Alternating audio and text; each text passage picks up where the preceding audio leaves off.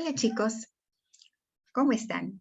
El tema de hoy es sobre las emociones, entendiendo estas como reacciones psicofisiológicas que ocurren de manera espontánea y automática. Fíjense, veamos acá las 6 emociones universales básicas, como lo son asco, miedo, sorpresa, alegría, enfado y tristeza.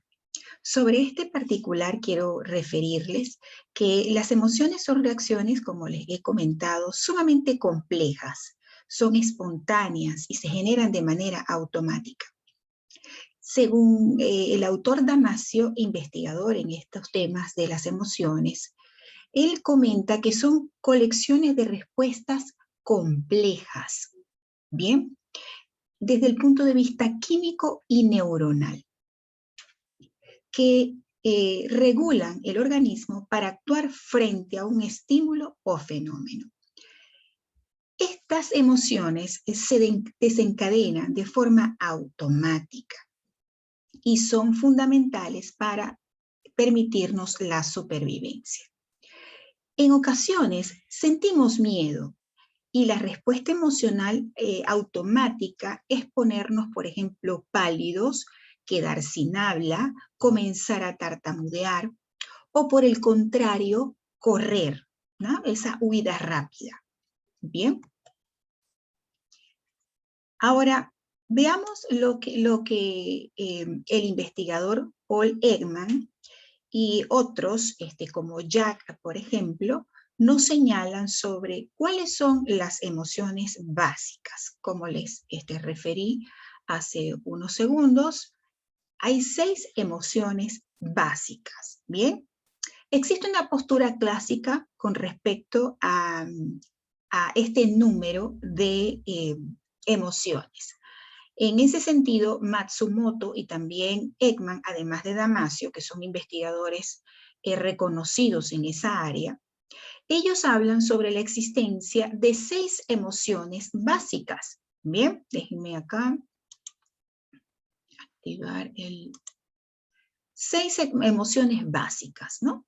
Y cada una de esas emociones tienen sus derivadas. Ahora bien, se incluye, por ejemplo, el miedo, la sorpresa, el asco, la ira, la tristeza y la alegría. Ahora bien, Ekman siempre ha venido investigando sobre el tema de las emociones y ellos aseguran que existe una dinámica temporal de las expresiones faciales y corporales que conforman las emociones y que las caracterizan, ¿ya? Ellos señalan, por ejemplo, que en la alegría la persona suele generar endorfinas y a su vez las mejillas se sonrojan, ¿ya? La persona comienza a sudorar, bien propio pues de esa emoción. En cuanto al miedo, por ejemplo, la persona se pone pálida, comienza a temblar, los labios pierden el color, ¿ya? Entonces, denotan desde el punto de vista corporal algunas características que nos hacen ver cuál es la reacción que siente la persona en ese momento, que está viviendo esa persona en el momento, ¿no? Y que es propio de la emoción que está, o el del estímulo que está viviendo. Ahora bien, existen autores que han venido haciendo investigación, por ejemplo, Jack menciona en una investigación realizada en el 2014 que solo existen 4 emociones y no 6, ¿ya? Porque él engloba el asco, ¿ya? Y con el enojo, ¿bien? O con la ira. El asco y la ira las involucra, las hace ver como una sola.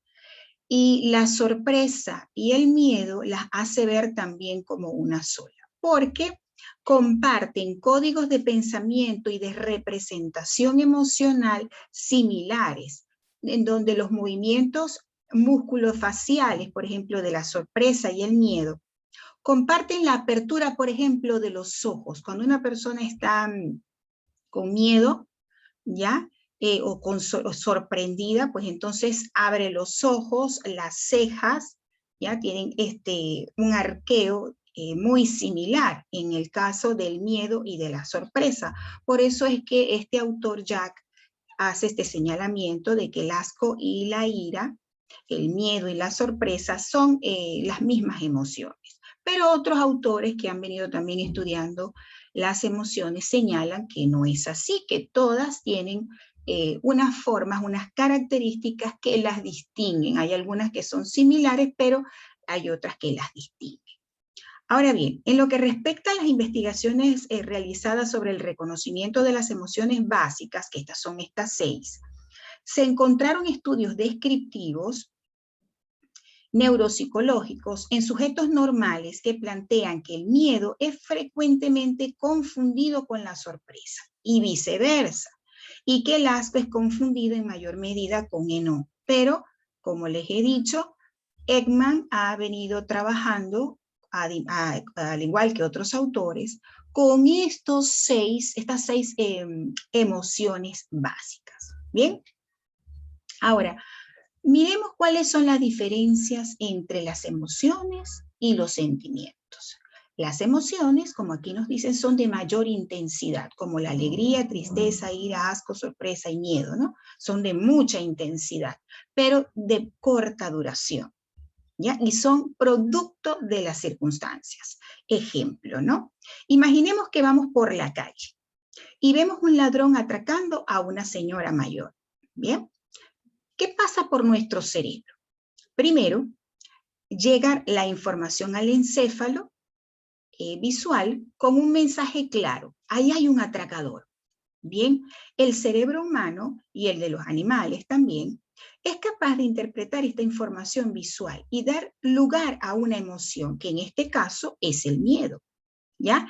Que no es más que una respuesta cerebral, pero ya, fíjense, una respuesta compleja, neurológica, ¿ya?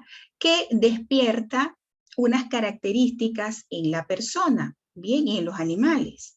Y es, por ejemplo, el de huir, el de correr, ¿bien? Entonces, el cerebro humano tiene esa interpretación y la respuesta automática es correr. En este caso, la emoción que nos genera el cerebro es miedo. Pensamos, ese atracador puede hacerme daño, también a mí, entonces yo tengo que huir. Por ello, lo más probable es que guiados por esta emoción primitiva, que es el miedo, salgamos corriendo. Eso es lo natural. Ahora bien, es aquí donde se quedarían todos los animales, es decir, los animales corren. Bien, ¿cómo sucede cuando les persigue un depredador? Por ejemplo, un león atacando a una hiena, a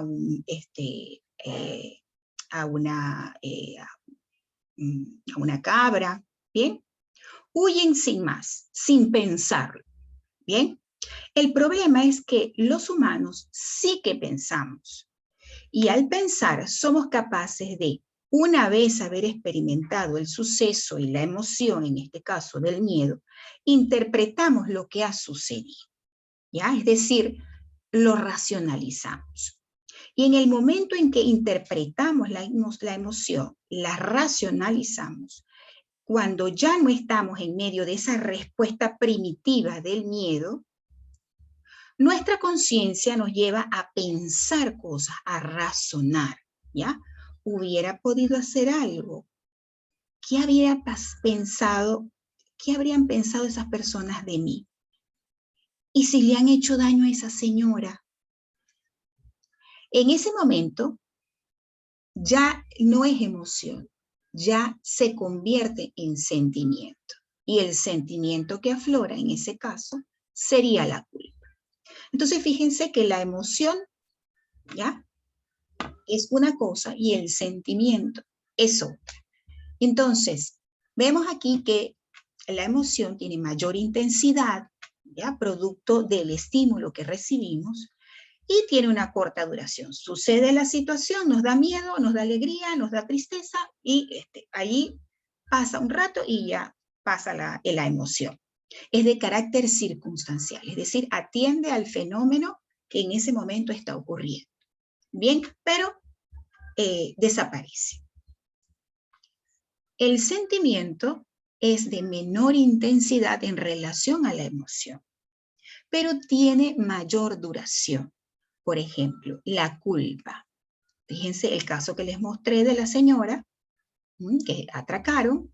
Bien, como yo no intervine, no la apoyé, no ayudé, entonces allí comienzo a racionalizar la situación, el miedo ya ha bajado, esa emoción ya ha bajado y comienza a surgir el sentimiento, en este caso, de culpa. Bien, la culpa es un sentimiento, el amor es un sentimiento, la envidia, la esperanza, son sentimientos. Bien, ahora estos dirigidos establemente a personas, lugares, etc. Es decir, yo puedo sentir amor por una persona, puedo sentir amor por un lugar que me trae gratos recuerdos. Bien, entonces la emoción, mayor intensidad y menor duración, y el sentimiento es de menor intensidad y mayor duración. ¿Qué pasa con el sentimiento? Cuando nosotros racionalizamos, ¿ya? Comenzamos a pensar todo lo que se desprende luego de la emoción, entonces ya eso se convierte en sentimiento. ¿Bien? Ok, chicos, les he dejado este video con la intención de conocer un poco más sobre las emociones y conversarlo en nuestra clase de la sesión 6, que comenzaremos pues a trabajar con las competencias emocionales. Por ello, es necesario que ustedes sepan la diferencia entre lo que es una emoción y un sentimiento. Y de esa manera poder canalizar, ¿ya? Entendiendo que la emoción generalmente es visceral y responde a un acontecimiento, a un estímulo, que ese estímulo desaparece en el tiempo, ¿ya? Y la emoción obviamente es circunstancial, es del momento. Podemos sentir tristeza por la muerte de alguna mascota, de algún familiar. Bien, podemos sentir, y hay unas características que mostramos en nuestros rasgos faciales, en nuestra complexión física, podemos demostrar nuestra emoción, aun cuando queramos disfrazarlo, siempre se va a notar. Bien, lo importante es saber canalizar, saber gestionar las emociones, sobre todo en el campo académico y en el campo laboral. Obviamente en el campo sociopersonal. Bien, bueno chicos, nos vemos entonces en nuestra clase para conversar sobre competencias emocionales.